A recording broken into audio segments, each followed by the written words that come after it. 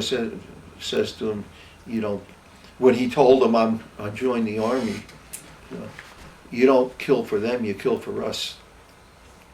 That kind of stuff. And yet, when he came back from Vietnam,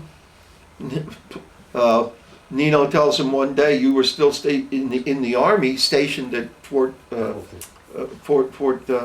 Hamilton, right in the neighborhood.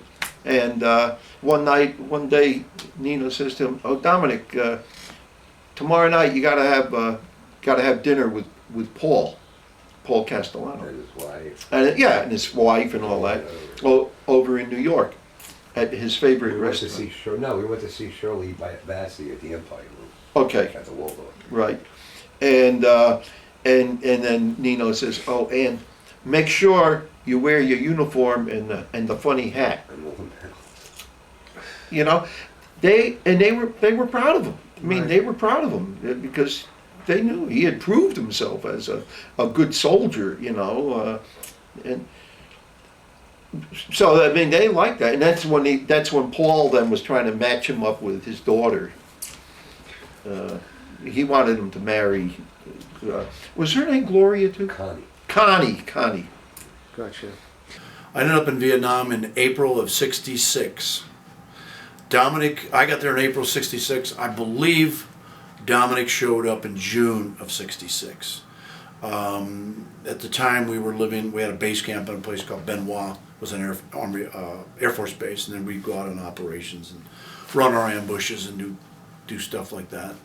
And Dominick showed up, and he and I and Bruce McCabe just got to be real good friends. I remember, this is a great story because it's a true story. I remember the first ambush that Dominick and I were on. Very first ambush. 6 guys. We're probably a click out beyond the perimeter. We would go out just at dusk. And as I remember, Dominick and I were on what's called rear security.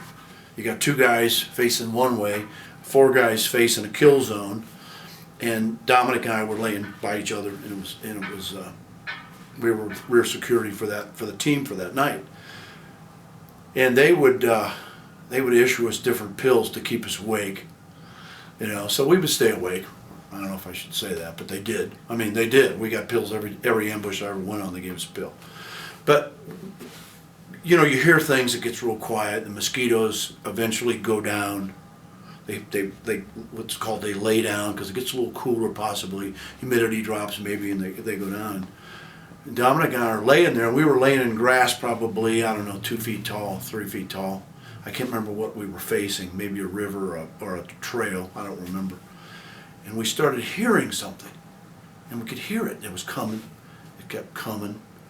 And it sounded like a human being crawling, like crawling up to our perimeter, which is what they would do. They wanted to probe us because they really didn't know exactly where we were. I'm not kidding you, and it kept coming. So finally it got close enough as from me to that wall, which is probably, what, 12, 15 feet. I mean, there's something there. There's no doubt about it. It ended up, Dominick and I were spooning each other. And I don't remember who was the spoon or who was it what, because we turned and one of us had, whoever was the back guy, and I don't remember, had his M16 over the next guy, and we were both like this with our 16s laying in the grass. I expected to see a head show up, you know, with a floppy hat on him, and it was Vietnamese. So we're laying there, and I'm not kidding you, it was as close as you are to me, and we still didn't know what in the world it was. All of a sudden, all you could hear was click, click. We both went to full auto. And my heart was, I think I was behind Dominick because I could feel my heart beating against his back. And I had 16 over him. But anyway, all you could hear was click, click. And all of a sudden, this huge fucking snake with a head about as big as both of my hands together stuck his head out and looked at us and just crawled by. Let me ask you a question.